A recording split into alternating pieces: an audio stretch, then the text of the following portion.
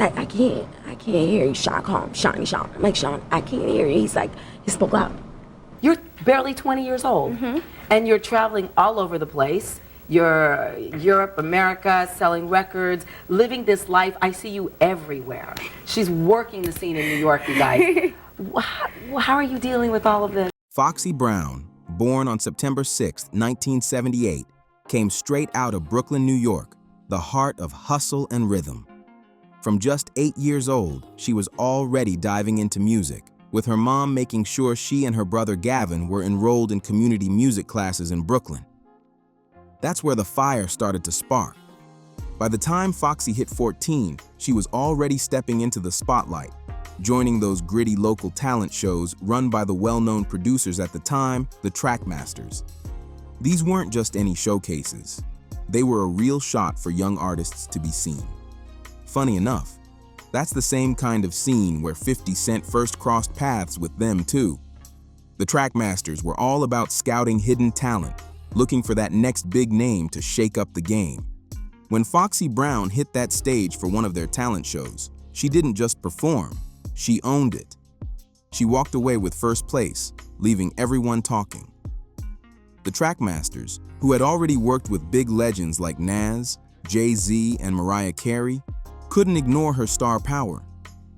That moment cracked open the door to the industry for Foxy. And soon enough, her first official debut came when she featured on Jay-Z's track, Ain't No. What a start to a wild ride. Everybody remembers Foxy Brown from that record. It was her big debut that put her name on the map. Back then, if you were really tuned into the music scene, you'd know that Foxy Brown and Lil' Kim were shaking up the whole game. Well, how are you dealing with all of this? This is always what I wanted to do, so I always asked for this, I prayed for this. So now that I have it, it's like, this is my job, this is like my 9 to 5, and it's fun. Yeah. It's fun.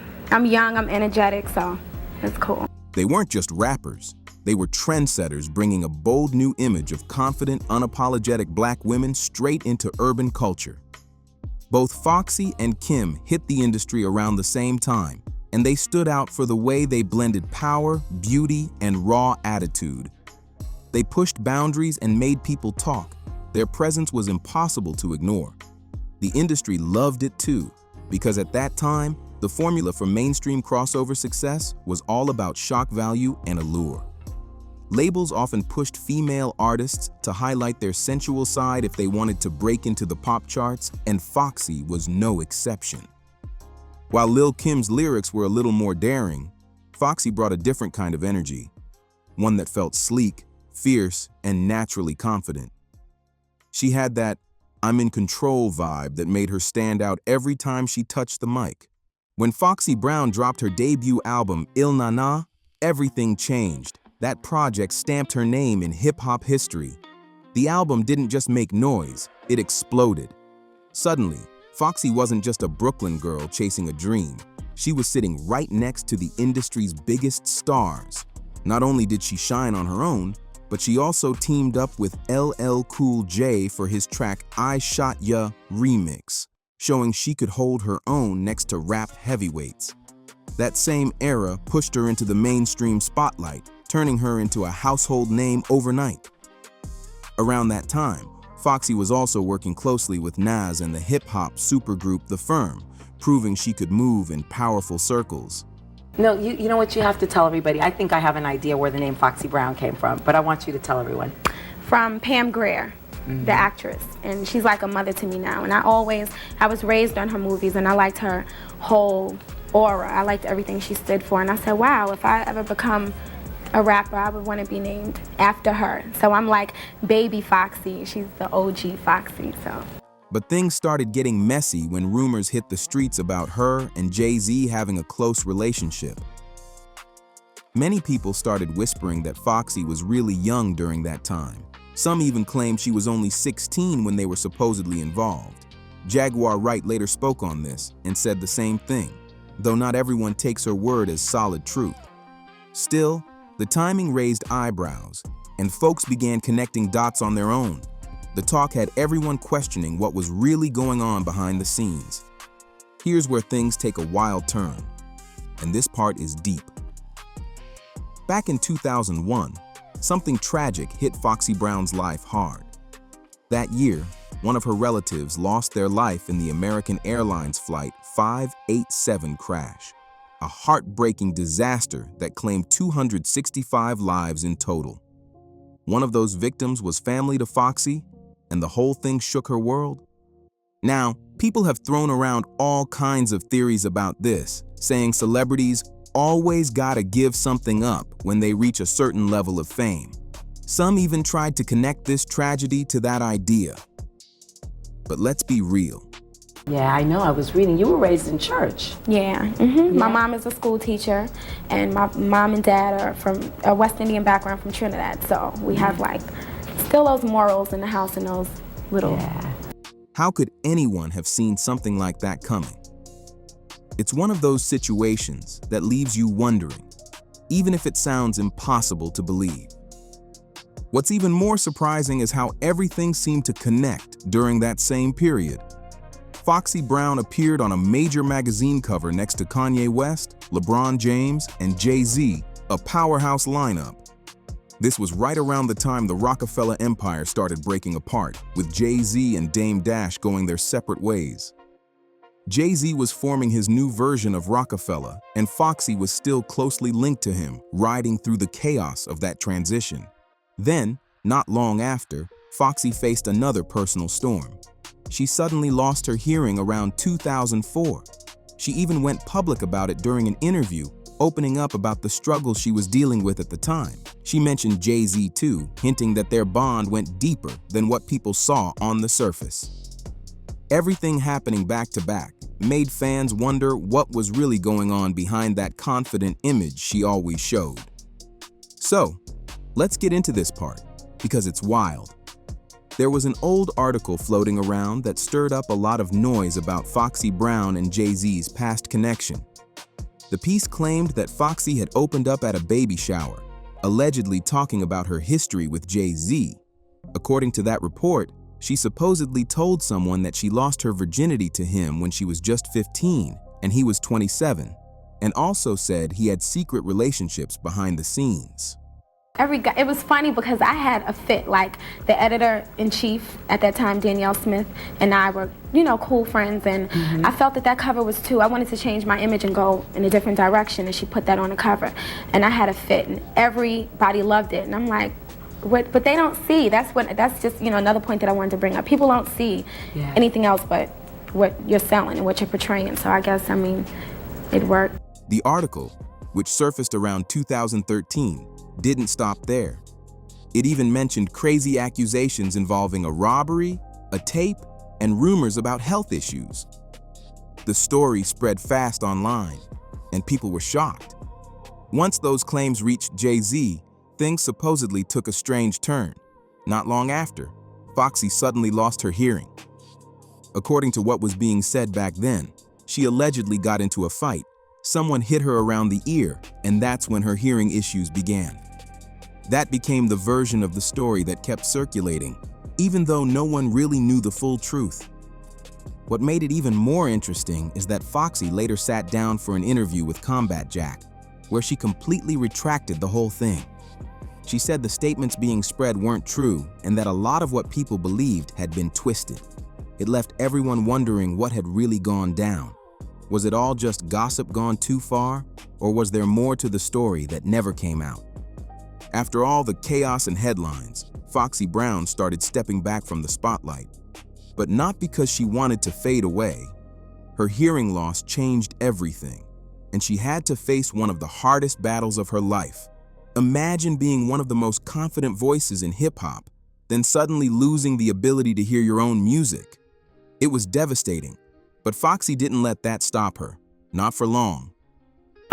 Quote, "It bothers me that African American girls get on their albums and call themselves hoes and bitches. I don't like that. I don't want to put Foxy out there by herself because a lot of people do it, but I have a problem with that. Why are you calling yourself a hoe? To go platinum? That's your life, but come on, if that's your life, I think you'd like to keep that private." During those quiet years, she focused on healing and rebuilding herself, both personally and creatively. Reports said she underwent several treatments, and over time, her hearing began to slowly return. When she finally made her way back into the scene, people could feel the difference. She wasn't just rapping anymore.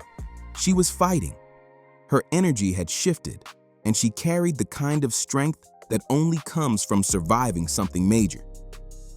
By the late 2000s and early 2000s, Foxy started popping up again, performing at shows, doing interviews, and letting everyone know she was still here. She even appeared at a few big events, showing that her star power never really disappeared. Fans celebrated her comeback, calling her one of the toughest women in rap. Of course, there were still rumors about label drama and industry tension, but Foxy kept it mostly professional and focused on her legacy. She reminded people that before the gossip, before the controversies, she was and still is one of the fiercest female MCs to ever touch a mic. Her journey through fame, silence, and recovery became part of what made her story so powerful. As time went on, Foxy Brown's name still carried serious weight in hip-hop, even when she wasn't dropping new albums every year. She built a reputation that lasted far beyond her chart-topping hits, and people respected her as one of the original female rappers who made it cool to be bold, stylish, and lyrical at the same time. Well, in response to that statement, I think that was way off. Number one, I don't get in records calling myself a hoe. Number one, I don't do that. So, I mean, yes, I have explicit lyrics, but if I don't agree with what Brandy does, what she does to sell records is what she does. I might not think her popcorn schoolgirl image is cool either, but I would never comment on that. I respect everybody for what they do and how they make their money. Right. So, there you go. Right. Every time she stepped out, the crowd still felt that old Brooklyn confidence. She had that unshakable presence that couldn't be copied. In the 2010s, Foxy made a few surprise appearances that sent fans into a frenzy. She showed up at major shows and events, including one of Nicki Minaj's concerts, where the two shared a moment that shut down all those long-standing "who inspired who" debates. That moment showed real unity between two generations of women in rap, and people loved it. Foxy looked strong, confident, and still every bit the diva she always was. Even though she stayed more private, Foxy never stopped being a topic of conversation. Interviews, podcasts, and documentaries kept bringing her up whenever people talked about trailblazing women in the game. Her name stood next to Lil' Kim, Missy Elliott, and Lauryn Hill, legends who changed the way female rap was viewed forever. Foxy's impact reached far beyond music. Her style, her attitude, her confidence all became part of hip-hop culture itself. She wasn't just a rapper, she was an icon who proved that even when life hits hard, you can still stand tall and shine. Her legacy lives on through every bold female artist who refuses to play it safe and dares to own the stage like Foxy Brown did. Today, Foxy Brown stands as one of those rare artists whose influence never fades, no matter how much time passes. She might not be in the headlines every day, but her presence is felt in the DNA of modern hip-hop. Every confident verse from a rising female MC, every artist owning their power and image. That spirit traces straight back to what Foxy started years ago. Even after facing career setbacks, public scrutiny, and her battle with hearing loss, she never lost her drive. That kind of resilience made people see her as more than just a rapper. She became a symbol of survival. Foxy showed that even when fame gets rough, you can rebuild, reinvent, and still make your mark. She went from chart topper to survivor, from controversy to cultural icon, proving her story is far bigger than the drama that surrounded her early days. In recent years, Foxy has made a few select appearances, sometimes on stage, sometimes through social media. And every time, fans light up with excitement. She still carries that same raw attitude that made people fall in love with her music in the first place. Her influence can be seen in today's generation of women who rap fearlessly, dress boldly, and speak their truth without apology. Foxy Brown's legacy isn't just about hits. It's about breaking boundaries and inspiring others to stay true, no matter what.